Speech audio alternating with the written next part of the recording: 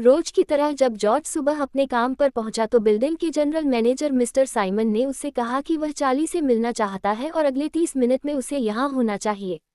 उसी समय Charlie office में पहुंचा, पर वह समय से 20 मिनट लेट था। तो जॉश ने उसे डांटते हुए कहा कि हो सकता है कि आज मिस्टर साइमन उसे नौकरी से निकाल दें। खैर थोड़ी देर बाद मिस्टर साइमन ने जॉश से कहा कि उसे मिस्टर फिट्जू नाम के एक आदमी का पेंट हाउस खाली करवाना होगा। अब जोश फिट्जू के घर पहुंचा। असल में फिट्जू ने काफी समय से ही इस पेंट हाउस का किराया नहीं दिया था। पहले तो वह काफी अमीर हुआ करता था, पर फिर उसका सारा पैसा डूब गया। जोश ने उसे जल्द से जल्द घर खाली करने को कहा, पर जब फिट्जू ने उससे थोड़े और समय की मोहलत मांगी तो जॉश को उस पर दया आ गई और वह मान गया।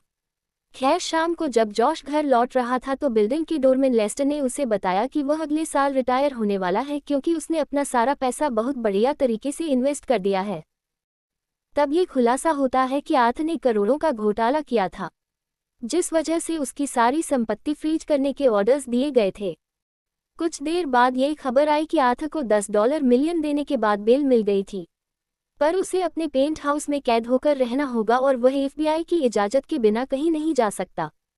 इसके कुछ घंटों बाद जॉश को एक फ़ोन आया और वह सीधा हॉस्पिटल पहुंचा।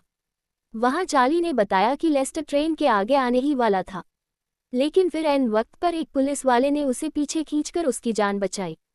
जब जॉर्ज लेस्टर से मिला तो उसने बताया कि उसने कुछ महीने पहले अपनी जिंदगी की पूरी जमा पूंजी यानी $3000 आर्थ को इन्वेस्ट करने के लिए दिए थे, मगर उसका सब कुछ लुट गया। अब जोश आर्थ से मिलने सीधा पेंट हाउस की ओर निकल गया। इसके बाद जोश ने सीधा आर्थ से पूछा कि उसने लेस्टर से पैसे क्यों लिए, तो आर्थ ने कहा कि उसने लेस्टर के पैसे इन्वेस्ट करके उस पर एहसान किया था।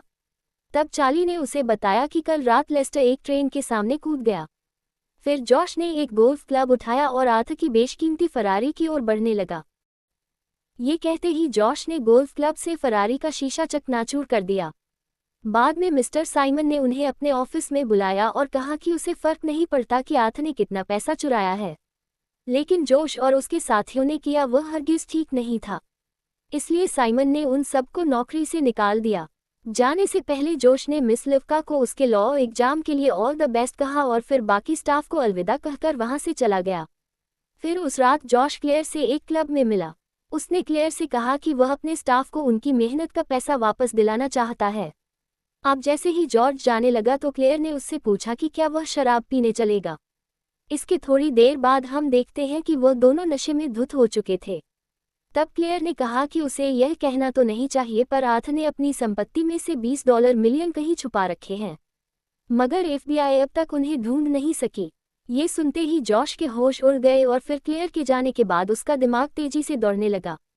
फिर अगले दिन वह टावर में अपने पुराने ऑफिस से अपनी एक नोटबुक लेने गया। फिर उसने कुछ तिजोरियां देखी और अंत में एनरिके, चार्ली और फिट्जू को इकट्ठा करके अपने घर ले आया। असल में जोश के दिमाग में एक खुराफाती प्लान था। जोश ने उन्हें बताया कि आर्थ ने कुछ समय पहले अपने पेंट हाउस में कुछ मरम्मत का काम करवाया था और जोश को यकीन था कि हो ना हो उसने $20 मिलियन वहीं छुपाए थे। FBI भी इस तिजोरी को नहीं ढूंढ पाई, क्योंकि शायद ये तिजोरी घर की किसी दीवार में छुपी हुई है। अब जॉर्ज का प्लान था कि वह पेंट हाउस से इस तिजोरी को चोरी करेंगे और इसके लिए उसे चार्ली, एनरिक और फिट्जू की मदद चाहिए थी। तब जॉश ने कहा कि वह एक ऐसे आदमी को जानता है जो इस मिशन को अंजाम देने में उनकी मदद कर सकता है। जब स्लाइड पुलिस स्टेशन से बाहर निकला तो जोश उसके सामने खड़ा था और उसने कहा कि उसे स्लाइड की मदद चाहिए। जल्द ही वह स्लाइड को अपनी टीम से मिलाने पहुंचा। जोश ने सबको बताया कि स्लाइड कई बार जेल की हवा खा चुका है, इसीलिए वह हमारी मदद जरूर कर सकता है। फिर जोश ने बताया कि वह टावर के कैमरा और सिक्योरिटी गार्ड से बचते हुए कैसे अंदर जाएंगे और वह पेंट हाउस में घुसने की प्लानिंग कर ही रहे थे कि अचानक एजेंट क्लेयर ने जॉश के घर का दरवाजा खटखटाया और सब फटाफट इधर उधर छिप गए। बाद में क्लेयर ने जॉश को बताया कि अगले हफ्ते आर्थ को बेगुनाह करार देकर बरी कर दिया जाएगा। साथ ही आर्थ ने फरारी का शीशा तोड़ने के लिए जॉश पर केस करने का फैसला कर लिया था, लेकिन अगर जोश उससे माफ़ी मांग ले तो वह ऐसा नहीं करेगा। आखिरकार जॉश आर्थ से माफ़ी मांगने पहुंच गया ताकि वह पेंट हाउस को ध्यान से देख सके। बाद में जब वह अपने घर में घुसा तो उसके साथी उससे काफ़ी नाराज थे, क्योंकि वह एक FBI एजेंट को डेट करने वाला था। मगर फिर वह असली मिशन की बात करने लगे तो स्लाइड ने कहा कि उन्हें तिजोरी खोलने में बहुत दिक्कत आएगी क्योंकि उसने आज तक ऐसी हाई-फाई तिजोरी में चोरी नहीं की। स्लाइड ने कहा कि उन्हें कोई ऐसा आदमी ढूंढना होगा जो बड़ी-बड़ी तिजोरियां खोलना जानता हो। उसी समय जॉश के दिमाग की बत्ती जली और वह टावर में काम करने वाली ओडेसा से मिलने गया। जॉश ने उसे वही तिजोरी दिखाकर पूछा कि क्या वह इसे खोलना जानती है। इस पर ओडेसा ने कहा कि इसमें कई सारे स्पिंडल लगे हुए हैं, जिन्हें खोलने में उसे लगभग 15 मिनट का समय लगेगा। बाद में हम देखते हैं कि स्लाइड उससे तिजोरी खोलना सीखना चाहता था। खैर अगली सुबह हम देखते हैं कि जोश और एनरी टावर पर नज़र रखे हुए थे तो उन्होंने चार्ली को टावर में जाते देखा। जब जॉश ने चार्ली से इसका जवाब मांगा तो चार्ली ने उसे बताया कि मिस्टर सिमंस ने उसे फिर से नौकरी पर रख लिया है। अब चार्ली टावर के लिए काम करने लगा था तो उसने जॉश के प्लान का हिस्सा बनने से इनकार कर दिया। उसने कहा कि उसे अपनी पत्नी और बच्चे की खातिर यह नौकरी चाहिए, इसीलिए वह उन्हें टावर में चोरी करने नहीं देगा। इधर चार्ली टावर में स्टाफ की ड्यूटीज लगा रहा था और इधर एनरिक ने चार्ली की पत्नी को ढूंढकर उसका फ़ोन चुरा लिया।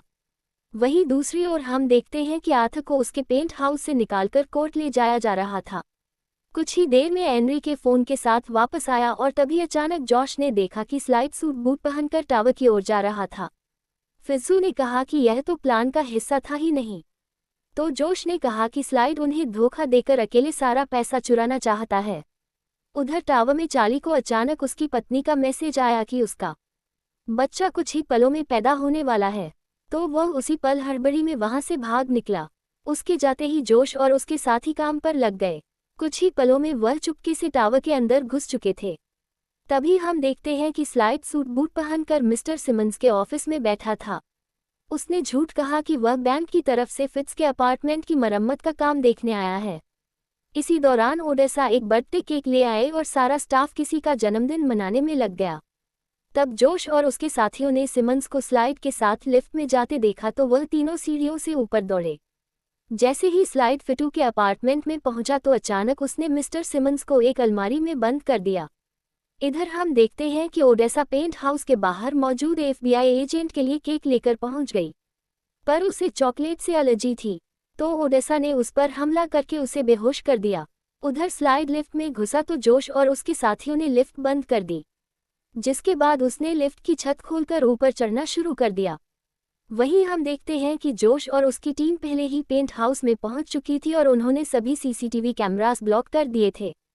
इसके बाद वह जल्दी से उस तिजोरी को ढूंढने में लग गए।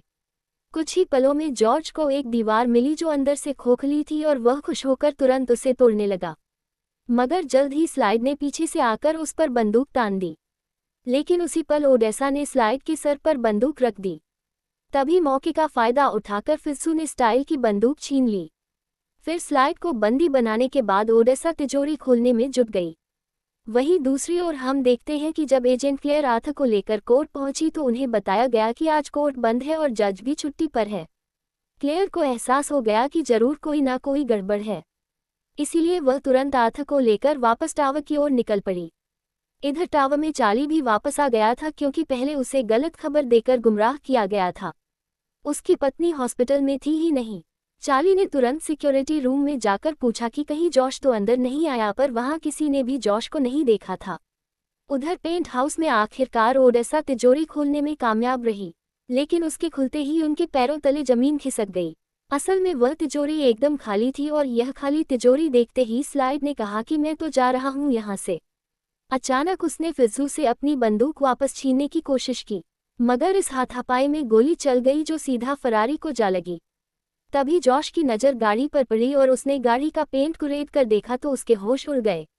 असल में ये पूरी गाड़ी ही सोने की थी।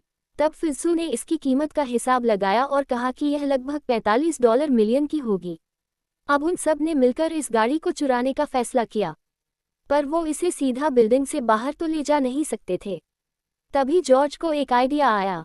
असल में टावर के शीशे साफ करने के लिए बहुत बड़ी कन का इस्तेमाल होता था, तो अब जॉश ने एनरिके को ये कन नीचे लाने को कहा। फिर उन्होंने पेंट हाउस का बड़ा सा शीशा हटाया और वह कन के जरिए फरारी बाहर निकालने की तैयारी करने लगे। उधर गाड़ी में लौटते हुए क्लेयर ने आर्थर से कहा कि उसे लगता है उसके घर पर चोरी हो रही है क्योंकि किसी ने जानबूझकर गलत तारीख बताकर उसे आज के दिन पेंट हाउस से बाहर निकाला। वही पेंट हाउस में उन्होंने गाड़ी को लिफ्ट से जोड़कर खिड़की से बाहर धकेल दिया। फिर एनरिके गाड़ी को फित्सू के घर की मंजिल तक पहुंचाने के लिए धीरे धीरे नीचे ले जाने लगा। मगर तभी अचानक पेंट हाउस के बाहर मौजूद एफबीआई एजेंट को होश आ गया। इधर जोश ने फित्सू को जल्द से जल्द गाड़ी को अपने घर में खींचने को कहा, मगर वह बुरी तरह घबरा गया। उधर एफबीआई एजेंट पेंट हाउस का दरवाजा खटखटाने लगा तो जोश और स्लाइड जल्दबाजी में क्रेन की रस्सी पर चढ़ गए और धीरे धीरे नीचे आने लगे। जैसे ही फित्स ने गाड़ी को पकड़कर अंदर खींचने की कोशिश की तो अचानक वह खुद ही फिसलकर गाड़ी के साथ हवा में लटक गया। आखिरकार जोश और स्लाइड नीचे उतरकर उसके अपार्टमेंट में घुसे। उधर जोश और स्लाइड ने गाड़ी को हुक करके अंदर खींच लिया। तभी हम देखते हैं कि चार्ली वहां आ गया, जो जॉश पर बहुत गुस्सा था क्योंकि जॉश सिर्फ वह गाड़ी चुराने के चक्कर में अपनी जिंदगी दांव पर लगा रहा था। पर जब जोश ने खुलासा किया कि वह पूरी गाड़ी सोने से बनी हुई है और उसकी कीमत $45 मिलियन है तो चार्ली भी उनके प्लान में शामिल होने को राजी हो गया। अब उन्होंने सोचा कि वह इस गाड़ी को लिफ्ट से कैसे ले जाएं। तब एनरिक ने लिफ्ट को उनके ठीक नीचे वाले फ्लोर पर रोक दिया। अब जॉश गाड़ी की चाबियां ढूंढ रहा था कि अचानक उसके हाथ एक नोटबुक लग गई जिसमें आथ के सारे काले कारनामों का कच्चा चिट्ठा था। जोश ने इसे अपने साथ रख लिया और फिर उन सब ने मिलकर गाड़ी को लिफ्ट के ऊपर रख दिया। इसी दौरान क्लेयर अपने साथियों और आथ को लेकर जल्द से जल्द टावर में घुस गई। उधर जोश और उसके साथी अभी लिफ्ट की छत पर खड़े ही थे कि एनरिके ने कहा कि सिक्योरिटी कंट्रोल उसके हाथ से चला गया है और अचानक लिफ्ट तेजी से नीचे जाने लगी। जल्द ही लिफ्ट रुकी और एजेंट्स आथ के साथ लिफ्ट में आ गए। अब लिफ्ट तेजी से ऊपर जा रही थी और जोश ये सोचकर डर गया कि कहीं पेंट हाउस तक पहुंचने में गाड़ी छत से टकराकर टूट न जाए, मगर वह बाल बाल बच गए। तब जोश ने स्लाइड से पूछा कि उसने अपना ट्रक कहाँ पार्क किया है। फिर जोश ने लेस्टर को फ़ोन करके कहा कि प्लान में थोड़ा बदलाव हुआ है और अब उन्हें किसी भी हाल में ये गाड़ी टावर से बाहर ले जानी है। वहीं दूसरी ओर जब आथा और एजेंट्स पेंट हाउस में पहुंचे तो वह फरारी गायब देखकर हैरान थे। पर तब क्लेयर ने कहा कि आथ ने इस दीवार में मौजूद तिजोरी की जानकारी एफबीआई से छुपाई थी, यानी अब उसकी बेल खत्म हुई और उसे पुलिस के साथ पुलिस स्टेशन चलना होगा। फिर जल्द ही क्लेयर ने सिक्योरिटी रूम में जाकर देखा कि एक ट्रक तेजी से टावर से बाहर जा रहा था तो वह समझ गई कि फरारी इसी ट्रक में है। इधर लेस्टर भीड़ को चीरते हुए ट्रक भगा रहा था तो जल्द ही एजेंट्स भी उसके पीछे पड़ गए, मगर जैसे ही वह एक गली में मुड़ा तो अचानक पुलिस ने उसे चारों ओर से घेर लिया। अब जैसे ही उन्होंने ट्रक खोला तो वह एकदम खाली था।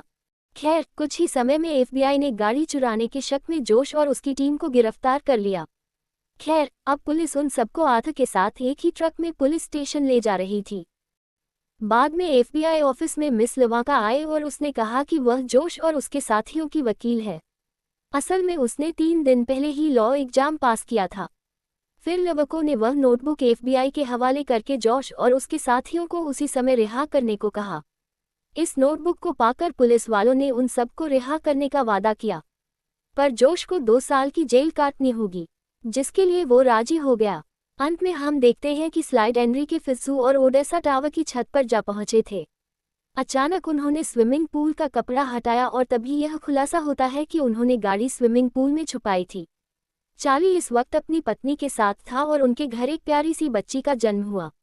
वहीं दूसरी ओर आथ को उम्रकैद की सजा हुई और जॉश को सिर्फ 2 साल की।